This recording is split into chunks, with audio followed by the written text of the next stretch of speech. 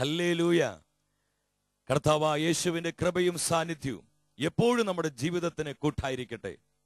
ഏറെ ആനന്ദത്തോടെ ദൈവവചനത്തിന് മുൻപിൽ കടന്നു വന്നിരിക്കുന്ന നമ്മുടെ ജീവിതങ്ങളിലേക്ക് പരിശുദ്ധാത്മാവ് ഇന്നേ ദിവസം പകർന്നു നൽകുന്ന വചനം പ്രത്യാശ നൽകുന്ന ദൈവത്തെക്കുറിച്ചാണ്. പൗലോസ് അപ്പോസ്തലൻ റോമാക്കാർക്ക് എഴുതിയ ലേഖനം 15-ാം അധ്യായം 13-ാം തിരുവചനത്തിൽ ഇപ്രകാരം നമ്മെ പഠിപ്പിക്കുന്നു: പ്രത്യാശയുടെ ദൈവം നിങ്ങളുടെ വിശ്വാസത്താൽ സകല സന്തോഷവും സമാധാനം കൊണ്ട് നിങ്ങളെ നിറയ്ക്കട്ടെ. പ്രത്യാശയുടെ ദൈവം നിങ്ങളുടെ വിശ്വാസത്താൽ സകല സന്തോഷവും സമാധാനം കൊണ്ട് നിങ്ങളെ നിറയ്ക്കട്ടെ. ഈ തിരുവചനം ഇപ്പോൾ തന്നെ നമ്മുടെ ജീവിതത്തിന്റെ എല്ലാ തലങ്ങളിലും അഭിഷേകമായി വെളിപ്പെടുവാൻ, നമ്മുടെ ജീവിതത്തിന്റെ എല്ലാ സാഹചര്യങ്ങളിലേക്കും അത് മാംസം ധരിക്കുവാൻ ആഗ്രഹിച്ചുകൊണ്ട് പ്രാർത്ഥിച്ചുകൊണ്ട് ഏറെ ആനന്ദത്തോടെ കർത്താവിന്റെ സാന്നിധ്യത്തിന് മുൻപിൽ നമുക്കായിരിക്കാം. പ്രിയമുള്ളവരെ, ദൈവത്തിന്റെ വിശുദ്ധ വചനം നമ്മോട് പറയുകയാണ്, നമ്മുടെ ദൈവം പ്രത്യാശ നൽകുന്ന ദൈവമാണ്. ഈ കാലഘട്ടത്തിന് ഏറ്റവും വലിയ പ്രത്യേകത എന്ന് പറയുന്നത്, പ്രത്യാശ നശിച്ചുകൊണ്ടിരിക്കുന്ന, പ്രതീക്ഷ തകർന്നുകൊണ്ടിരിക്കുന്ന ഒരു തലമുറയിലാണ് ഞാനും നിങ്ങളും ആയിരിക്കുന്നത്. ഇന്ന് അനേകർ ഇപ്രകാരം പങ്കുവെക്കാറുണ്ട്: ഞങ്ങൾക്കൊന്നിലും പ്രതീക്ഷിക്കാൻ പറ്റുന്നില്ല, ഒന്നിലും പ്രത്യാശിക്കാൻ പറ്റുന്നില്ല. കുടുംബത്തെക്കുറിച്ച് ഓർക്കുമ്പോൾ ഒത്തിരി സങ്കടമുണ്ട്. പഠിക്കുന്ന വിദ്യാർത്ഥികൾ പറയുന്നുണ്ട്, അവിടെ പഠനത്തെക്കുറിച്ച് ഓർക്കുമ്പോൾ, ഭാവിയെക്കുറിച്ച് ഓർക്കുമ്പോൾ ഒത്തിരിയേറെ അസ്വസ്ഥതയുണ്ട്.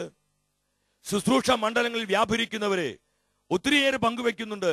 ശുശ്രൂഷ മേഖലകളിൽ ഞെരുക്കങ്ങൾ ഉണ്ടാകുമ്പോൾ, പ്രതികൂലങ്ങൾ ഉണ്ടാകുമ്പോൾ, പ്രതിബന്ധങ്ങൾ ഉണ്ടാകുമ്പോൾ പ്രതീക്ഷ നഷ്ടപ്പെട്ട്, ഇതൊന്നും സംഭവിക്കാൻ പോണില്ല, ഒന്നും നടക്കാൻ പോണില്ല, ഇതെല്ലാം വ്യർത്ഥമായി പോയല്ലോ എന്ന് വിചാരിച്ച് മനസ്സുമടത്ത് പിന്മാറ്റത്തിലേക്ക് പോകുന്ന ഒരുപാട് ശുശ്രൂഷകരെ ഈ കാലയളവിൽ കണ്ടുമുട്ടുവാൻ സാധിച്ചിട്ടുണ്ട്.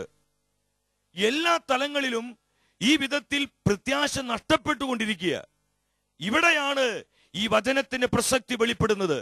നമ്മുടെ ജീവിതത്തിന്റെ സാഹചര്യങ്ങൾ എന്തുമായിക്കൊള്ളട്ടെ, വചനം പറയുന്നു, നമ്മുടെ ദൈവം പ്രത്യാശ നൽകുന്ന ദൈവമത്രേ. ഹല്ലേലൂയ. ഇത് എത്രമാത്രം വലിയ ആനന്ദം നൽകുന്ന ഒരു വാഗ്ദത്തമാണ്. ഞാൻ നിങ്ങളോട് ചോദിക്കട്ടെ, നമ്മൾ എന്തിനാ പ്രത്യാശ അർപ്പിച്ചിരിക്കുന്നത്? നമ്മുടെ പ്രത്യാശ എന്തിലാണ്? ഈ ലോകത്തിലാണോ? ഈ ലോകം നൽകുന്ന ഇമ്പകരമായ വാഗ്ദത്തങ്ങളിലാണോ? വിശുദ്ധ വചനം പഠിപ്പിക്കുന്നുണ്ട്, ദൈവമക്കളുടെ പ്രത്യാശ ഈ ലോകമല്ല, ഈ ലോകത്തിന് ഇമ്പകരമായ വാഗ്ദാനങ്ങളല്ല, സമ്പത്തല്ല, നമ്മുടെ തൊഴിലല്ല, നമ്മൾ സ്നേഹിക്കുന്ന പ്രിയപ്പെട്ട മക്കളല്ല, നമ്മുടെ കുടുംബത്തെ മറ്റു വ്യക്തികളല്ല, നമ്മുടെ തൊഴിലല്ല, നമ്മുടെ പ്രൊഫഷൻ അല്ല, നമ്മുടെ വിദ്യാഭ്യാസമോ ഡിഗ്രികളോ അധികാരമോ അല്ല. നമ്മുടെ പ്രത്യാശ കർത്താവായ യേശുവത്രേ. പക്ഷെ പൗലോസ് അപ്പോസ്തലൻ തിമോഥെയോസിന് എഴുതിയ 1-ാമത്തെ ലേഖനം 1-ാം വചനത്തിൽ നമുക്ക് കാണുവാൻ കഴിയും, നമ്മുടെ രക്ഷകനായ ദൈവത്തിന്റെ, നമ്മുടെ പ്രത്യാശയായ യേശു ക്രിസ്തുവിന്റെയും ദാസനായ അപ്പോസ്തലനായ പൗലോസ് പറയാണ്, നമ്മുടെ പ്രത്യാശയായ യേശു ക്രിസ്തു. യേശുവാണ് നമ്മുടെ പ്രത്യാശ. ക്രിസ്തുവിൽ പ്രത്യാശ അർപ്പിച്ചിരിക്കുന്ന ജീവിതങ്ങളിൽ നിരാശയ്ക്ക് സ്ഥാനമില്ല. നിരാശയ്ക്ക് പിന്നെ അവിടെ നിൽക്കാൻ പറ്റത്തില്ല. ഇന്ന് ഒത്തിരിയേറെ മനുഷ്യരെ നിരാശപ്പെട്ട്, വേദനിച്ച്, സങ്കടപ്പെട്ട്, അസ്വസ്ഥപ്പെട്ട്, കണ്ണുനീരിലും ദുഃഖത്തിലും ദുരിതത്തിലും ആയിരിക്കുന്നതിന് കാരണം അവർ പ്രത്യാശ അർപ്പിച്ചിരിക്കുന്നത് യേശു ക്രിസ്തുവിൽ അല്ലാത്തത് കൊണ്ട്. റോമർ 5:5 പറയുന്നു, പ്രത്യാശ നമ്മെ നിരാശരാക്കുന്നില്ല. പ്രത്യാശ നമ്മെ നിരാശരാക്കുന്നില്ല. പ്രിയ ദൈവമക്കളെ, ഈ സമയം ദൈവത്തിന്റെ പരിശുദ്ധാത്മാവ് പ്രത്യാശയുടെ ആത്മാവായി ഈ വിധം വേദനിച്ച് തകർന്നുകൊണ്ടിരിക്കുന്ന ജീവിതങ്ങളിലേക്ക് ഇപ്പോൾ വ്യാപരിക്കുകയാണ്. ഈ അഭിഷേകത്തെ നമ്മൾ സ്വീകരിക്കുക, ഈ അഭിഷേകത്തെ നമ്മൾ ഏറ്റെടുക്കുക. വിശുദ്ധ വചനം പ്രസ്താവിക്കുന്നു, പ്രത്യാശ എന്നെയും നിങ്ങളെയും നിരാശരാക്കുന്നില്ല. നമ്മുടെ പ്രത്യാശ കർത്താവായ യേശുവ. സങ്കീർത്തകനായ ദാവീദ് നമുക്ക് കാണുവാനായിട്ട് കഴിയും. 62-ാം സങ്കീർത്തനം 5-ാം വചനത്തിൽ ഇപ്രകാരം പറഞ്ഞു, ദൈവത്തിൽ മാത്രമാണ് എനിക്ക് ആശ്വാസം. എന്റെ ദൈവമാണ് എനിക്ക് പ്രത്യാശ നൽകുന്നത്. അവിടുത്തെ മാത്രമാണ് എന്റെ അഭയശിലയും കോട്ടയും. എനിക്ക് കുലുക്കം തട്ടുകയില്ല. ദൈവത്തിൽ പ്രത്യാശ അർപ്പിച്ചിരിക്കുന്ന ഒരു വ്യക്തിക്കും പ്രതിബന്ധങ്ങളോ പ്രതികൂലങ്ങളോ വെല്ലുവിളികളോ പരാജയങ്ങളോ തകർച്ചകളോ ദുരിതങ്ങളോ എന്തു തന്നെ വന്നാലും അവനും അവളും കുലുങ്ങുകയില്ല. വചനം പറയുന്നു, ദാവീദ് അഭിഷേകത്തോടെ വിളിച്ചു പറഞ്ഞു, ദൈവത്തിലാണ് എന്റെ പ്രത്യാശ, അതിനാൽ ഞാൻ കുലുങ്ങുകയില്ല. എന്റെ കുഞ്ഞുനാളിൽ എന്നെ ഒരുപാട് സ്വാധീനിച്ച പ്രവാചകനായിരുന്നു ഏലിയ. കാരണം തന്റെ ദൈവത്തിന് വേണ്ടി അത്ഭുതകരമായ വിധത്തിൽ അസാധാരണമായ വിധത്തിൽ ശുശ്രൂഷ ചെയ്ത ഒരു വലിയ പ്രവാചകനായിട്ടാണ് ഏലിയ പ്രവാചകനെ വിശുദ്ധ വചനം ചിത്രീകരിക്കുന്നത്. ദൈവത്തിന്റെ മഹത്വത്തെ വളരെ ശക്തിയോടെ ജനത്തിന്റെ മധ്യേ വെളിപ്പെടുത്തിയ പ്രവാചകൻ. ആഹാബ് രാജാവിന്റെ മുൻപിൽ കർത്താവിന്റെ വചനം ധീരതയോടെ വിളിച്ചു പറഞ്ഞവൻ.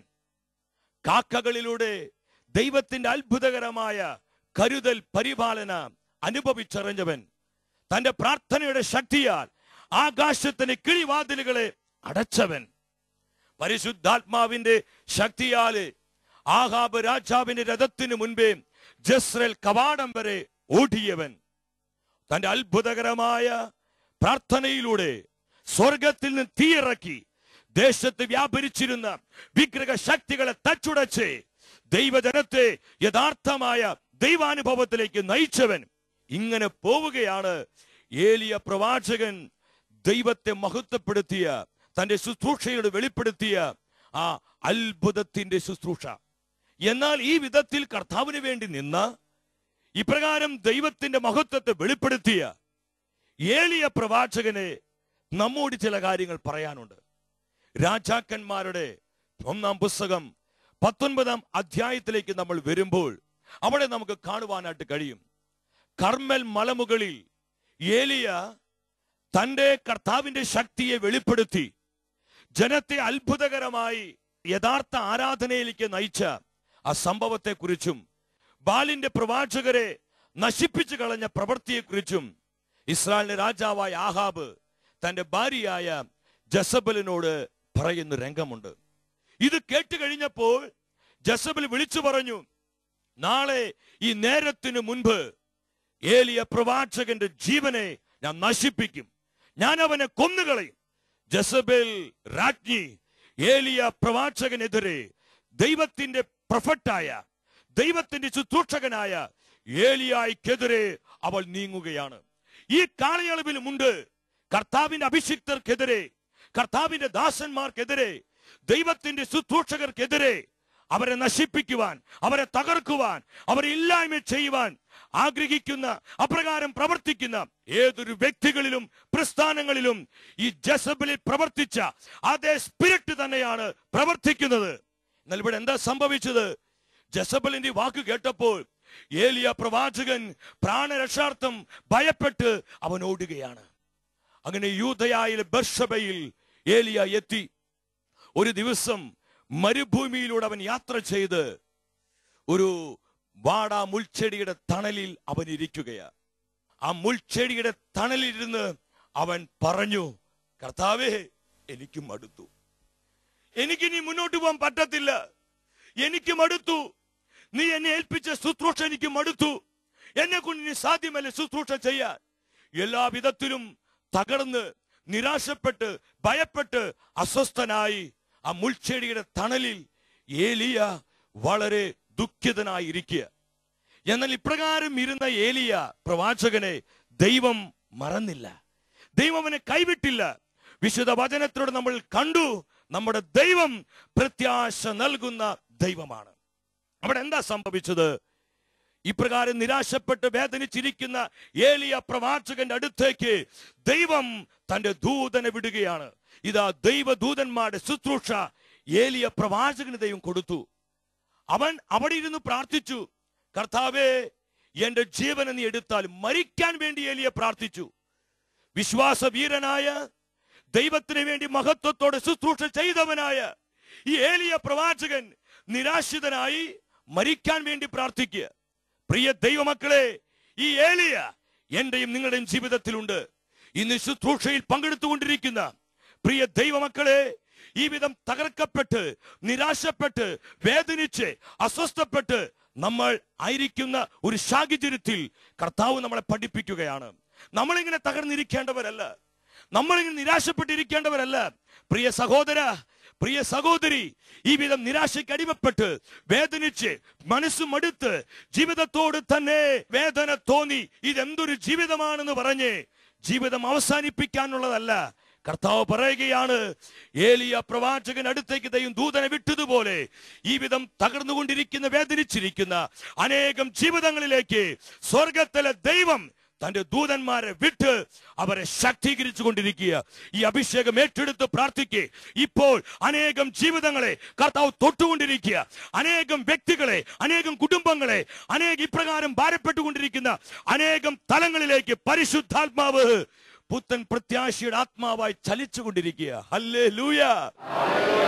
ദൈവത്തിന്റെ വചനം നമ്മോട് പറയുന്നു, ഏലിയ ജസബേൽ രാജ്ഞിയുടെ വാക്ക് കേട്ട് അവൻ ആകമാനം തളർന്നു. ഇന്ന് നമ്മളെയും പലരെയും പല വാക്കുകൾ, ചിലരുടെ വാക്കുകള്, ചിലരുടെ പെരുമാറ്റങ്ങള്, ചിലരുടെ ചില പ്രവർത്തികള് നമ്മെ വേദനിപ്പിക്കാം, നമ്മെ അസ്വസ്ഥപ്പെടുത്താം, നമ്മെ നിരാശയിലേക്ക് നയിക്കാം. എന്നാൽ നമ്മളൊരു കാര്യം മനസ്സിലാക്കുക, നമ്മുടെ ദൈവം പ്രത്യാശ നൽകുന്നവനാ. നമ്മുടെ പ്രത്യാശ വ്യക്തികളിലല്ല, നമ്മുടെ പ്രത്യാശ ഈ ലോകത്തിലല്ല, നമ്മുടെ പ്രത്യാശ സാഹചര്യങ്ങളിലല്ല, നമ്മുടെ പ്രത്യാശ സമ്പത്തിലല്ല, നമ്മുടെ പ്രത്യാശ ഈ ലോകം വാഗ്ദത്തം ചെയ്യുന്ന ഒന്നിലുമല്ല. നമ്മുടെ പ്രത്യാശ നമുക്ക് വേണ്ടി രക്തം ചിന്തി മരിച്ച നമ്മുടെ കർത്താവായ യേശു ക്രിസ്തുവിലത്രേ. ഹല്ലേലൂയ. ഈ ഒരു വിശ്വാസ അനുഭവത്തിലേക്കാണ്, പ്രത്യാശയുടെ നിറവിലേക്കാണ് കർത്താവ് നമ്മെ ഓരോരുത്തരെയും വിളിക്കുന്നത്.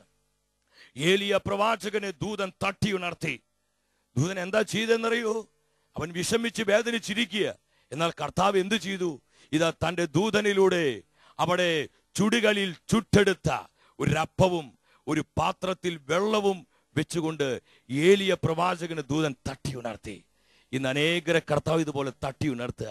നിരാശയിൽ നിന്ന്, പിന്മാറ്റ ചിന്തയിൽ നിന്ന്, മടുപ്പിൽ നിന്ന്, മനോഭാരത്തിൽ നിന്ന്, അനാവശ്യമായ തളർച്ചകളിൽ നിന്ന് അനേകം ജീവിതങ്ങളെ കർത്താവ് തൊട്ടുകൊണ്ട് പറയാ, എറൈസ്, നീ ഉണർന്നെഴുന്നേൽക്ക്, എനിക്ക് നിന്നെ ആവശ്യമുണ്ട്. പൊന്നുമോനെ, എനിക്ക് നിന്നെ ആവശ്യമുണ്ട്. പൊന്നുമോളെ, എനിക്ക് നിന്നെ ആവശ്യമുണ്ട്. ഇത് കർത്താവിന്റെ സ്വരമാണ്. നമ്മളൊന്ന് ചിന്തിച്ചു നോക്കിയേ, ഒരു ഉണക്ക റൊട്ടി കഷ്ണമല്ല ദൈവം തന്റെ ശുശ്രൂഷകനെ കൊടുത്തത്, നല്ല ചൂടുള്ള അപ്പം. ആ അപ്പം കഴിച്ച് ഇതാ ഏലിയ അവൻ പുതിയൊരു കരുത്ത് പ്രാപിക്കുകയാണ്. ദൈവം ഒരു പുത്തൻ ശുശ്രൂഷ തലത്തിലേക്ക് അവൻ ഉപയോഗിക്കുകയാ. മരിക്കാൻ വേണ്ടി പ്രാർത്ഥിച്ച ഏലിയായെ, മരിക്കാൻ വേണ്ടി ആഗ്രഹിച്ച ഏലിയായെ ദൈവം പുതിയ പുതിയ ശുശ്രൂഷകൾ ഏൽപ്പിച്ചുകൊണ്ട് ഒരു പുത്തൻ പ്രത്യാശയുടെ അനുഭവത്തിലേക്ക് ദൈവം അവനെ നയിക്കുകയാണ്. നമുക്ക് പിന്നീട് കാണുവാനായിട്ട് കഴിയും. അവൻ 40 ദിനരാത്രങ്ങൾ ഈ ചൂടുള്ള ഈ അപ്പം, ഈ ചുട്ടെടുത്ത അപ്പം കഴിച്ച് 40 ദിനരാത്രങ്ങൾ അതിന്റെ ശക്തി കൊണ്ട് അവൻ യാത്ര ചെയ്ത് ദൈവത്തിന്റെ മലയായ ഹോറേബിൽ അവൻ എത്തി. അവിടെ ഒരു ഗുഹയിൽ അവൻ പ്രാർത്ഥിച്ചു കൊണ്ടിരിക്കുക. കർത്താവിന്റെ സാന്നിധ്യം അവൻ അനുഭവിക്കാൻ പറ്റി. തുടർന്ന് ദൈവം ഒരു പുത്തൻ ശുശ്രൂഷ ഏലിയായി ഏൽപ്പിക്കുകയാണ്. എന്ത് ശുശ്രൂഷയെ കർത്താവ് ഏലിയായി ഏൽപ്പിച്ചത്? വചനം പറയുന്നുണ്ട്, ദൈവം ഏലിയായോട് പറഞ്ഞു.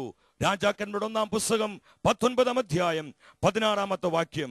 അവിടെ ദൈവം പറഞ്ഞു, കർത്താവ് കൽപ്പിച്ചു, ഏലിയ, നീ ദമസ്കസിനടുത്തുള്ള മരുഭൂമിയിലേക്ക് മടങ്ങുക. അവിടെ ഹസാലിയേലിനെ സിറിയ രാജാവായി അഭിഷേകം ചെയ്യുക. നിംഷിയുടെ മകൻ യേഹുവിനെ ഇസ്രായേൽ രാജാവായും അബേമഹോലയിലെ ഷാഫത്തിന്റെ മകൻ ഏലീശായെ നിനക്ക് പകരം പ്രവാചകനായും അഭിഷേകം ചെയ്യുക. ഒരു പുത്തൻ ശുശ്രൂഷ ദൈവം ഏലിയായ്ക്ക് കൊടുക്കുകയാണ്. പ്രിയ ദൈവമക്കളെ, ഈ ദൈവം നമ്മുടെ ജീവിതത്തിലും പ്രവർത്തിക്കുവാൻ ആഗ്രഹിക്കുകയാ. നമ്മളെയും ഇതുപോലെ അഭിഷേകം ചെയ്യാൻ ആഗ്രഹിക്കുകയാ. ഈ വിധം തകർന്നും നിരാശപ്പെട്ടും വേദനിച്ചിരിക്കുന്ന ജീവിതങ്ങളെ നോക്കി കർത്താവ് പറയുകയാണ്, മക്കളെ, നിങ്ങളുടെ ജീവിതത്തെ ബലപ്പെടുത്തുവാൻ, നിങ്ങളുടെ ജീവിതത്തെ ശക്തീകരിക്കുവാൻ, നിങ്ങളെ പുത്തൻ പ്രത്യാശയുടെ അഭിഷേകത്തിലേക്ക് നയിക്കുവാൻ ഞാൻ മതിയായവനാണ്. നമ്മൾ എത്ര പേരെ ഈ വാഗ്ദത്തം വിശ്വസിക്കുന്നു? നമ്മളത് വിശ്വസിക്കുന്നുവെങ്കിൽ വലിയ ബോധ്യത്തോടെ സ്വരമുയർത്തി കർത്താവിന് മഹത്വം കൊടുക്ക്. ഹല്ലേലൂയ. നമ്മൾ പാടുന്നില്ലേ, ഭയപ്പെടേണ്ട ദൈവ പൈതലേ, അബ്രഹാമിൻ ദൈവം നിന്റെ കൂടെയുണ്ട്. ഭ്രമിച്ചിടേണ്ട ദൈവ പൈതലേ, ഇസഹാക്കിൻ ദൈവം നിന്റെ കൂടെയുണ്ട്. ഈ ദൈവം പ്രത്യാശയുടെ ദൈവം. നമുക്ക് അതിനു വേണ്ടി പ്രാർത്ഥിക്കാം. കർത്താവേ, ഈ പ്രത്യാശയുടെ അനുഭവത്തിലേക്ക് എന്നെ നയിക്കണമേ. സകല തളർച്ചകളിൽ നിന്നും, നിരാശയിൽ നിന്നും, എല്ലാ ദുഃഖ ദുരിതങ്ങളിൽ നിന്നും എന്നെ വിമോചിപ്പിച്ച് നിന്റെ ഉദ്ദേശത്തിനായി, നിന്റെ ദൗത്യ നിർവഹണത്തിനായി എന്നെ നീ പ്രയോജനപ്പെടുത്തണമേ. ഈ ആഗ്രഹത്തോടെ പ്രാർത്ഥിക്കാം. ഒരു നിമിഷം കണ്ണുകൾ അടയ്ക്കാം നമുക്ക്. കർത്താവായ ദൈവമേ, ഏലിയ പ്രവാചകനെ അങ്ങ് ശക്തീകരിച്ചതുപോലെ ഞങ്ങളെയും അങ്ങ് ശക്തീകരിക്കണമേ. ഒരു പുത്തൻ അഭിഷേകത്തെ ഞങ്ങളിലേക്ക് പകരണമേ. ഞങ്ങൾ ആഗ്രഹിക്കുന്നു കർത്താവേ.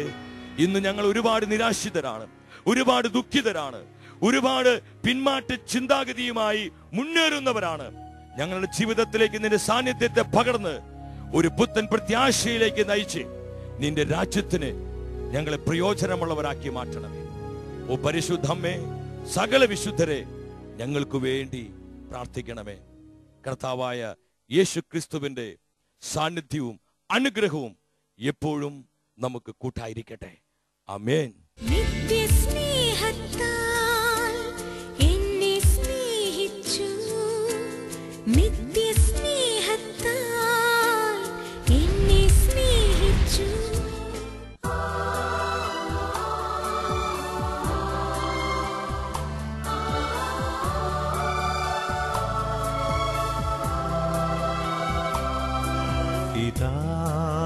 ദൈവം ഭൂമിയിൽ വന്നു, മർത്യനു മന്നയായി തീർന്നു.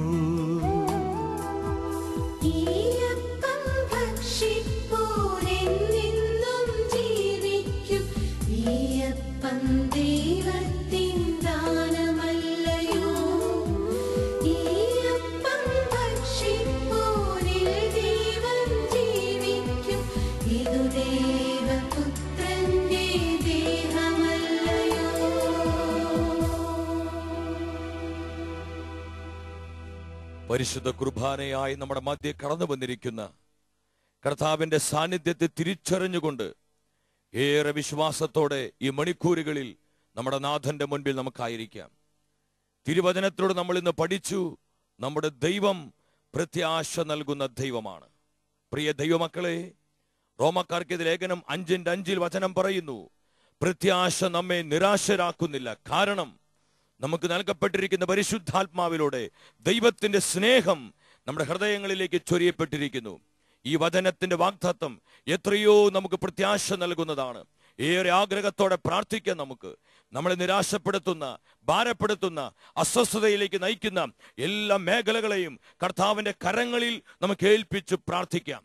മരിക്കാൻ കൊതിച്ച ഏലിയായെ ദൈവം തട്ടി ഉണർത്തിക്കൊണ്ട് അഭിഷേകത്തിന് പുതിയ തലങ്ങളിലേക്ക് നയിച്ച് പുത്തൻ ശുശ്രൂഷ മേഖലകൾ അവൻ ഏൽപ്പിച്ചതുപോലെ ഇത് നമ്മുടെ ജീവിതങ്ങളെ കർത്താവ് ഈ സമയം തട്ടി ഉണർത്തുകയാണ്. നിരാശപ്പെട്ട് അസ്വസ്ഥപ്പെട്ട് വേദനയിലായിരിക്കുന്ന ഒരുപാട് ജീവിതങ്ങളെ കർത്താവ് ഇപ്പോൾ വിടുവിച്ചുകൊണ്ടിരിക്കുകയാണ്. മക്കളെ ഓർത്ത് നിരാശപ്പെടുന്ന, കുടുംബത്തെ ഓർത്ത് നിരാശപ്പെടുന്ന, ഭാവിയോർത്ത് നിരാശപ്പെടുന്ന, പഠനത്തെ ഓർത്ത് നിരാശപ്പെടുന്ന, തകർച്ചകളെ ഓർത്ത് നിരാശപ്പെടുന്ന, സാമ്പത്തികമായ കടബാധ്യതകളെ ഓർത്ത് വേദനിക്കുന്ന, തൊഴിൽ മേഖലയോർത്ത് വേദനിക്കുന്ന, മക്കളില്ലാത്ത അവസ്ഥകളോർത്ത് ദുഃഖിക്കുന്ന, ജോലിയില്ലാതെ വിഷമിക്കുന്ന അനേകം ജീവിതങ്ങളെ ഇപ്പോൾ കർത്താവ് കണ്ടുകൊണ്ടിരിക്കുകയാണ്. പ്രിയമുള്ളവരെ, ഏറെ ആഗ്രഹത്തോടെ പ്രാർത്ഥിക്കുക.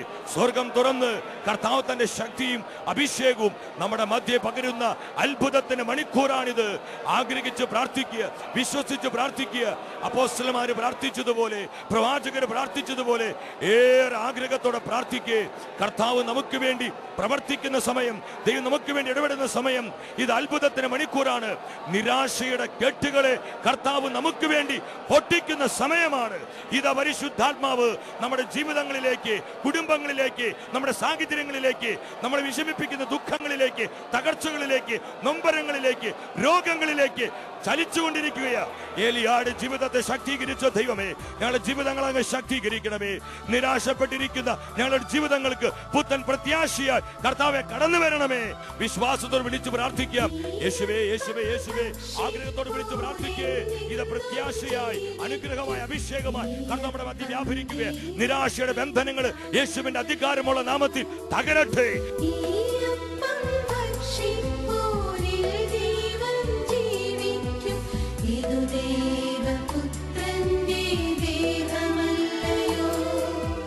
എല്ലാ ജീവിതങ്ങളും ഒരു പുത്തൻ പ്രത്യാശയിലേക്ക് കടന്നു വരട്ടെ. പരിശുദ്ധാത്മാവേ, ആനന്ദത്തിന്റെ ആത്മാവായി, സ്നേഹത്തിന്റെ ആത്മാവായി, പ്രത്യാശയുടെ ആത്മാവായി, സമാധാനത്തിന്റെ ആത്മാവായി ഞങ്ങളുടെ ജീവിതങ്ങളിൽ, കുടുംബങ്ങളിൽ, ജീവിത സാഹചര്യങ്ങളിൽ വെളിപ്പെടണമേ. Hallelujah hallelujah hallelujah. ആരാധന ആരാധന ആരാധന.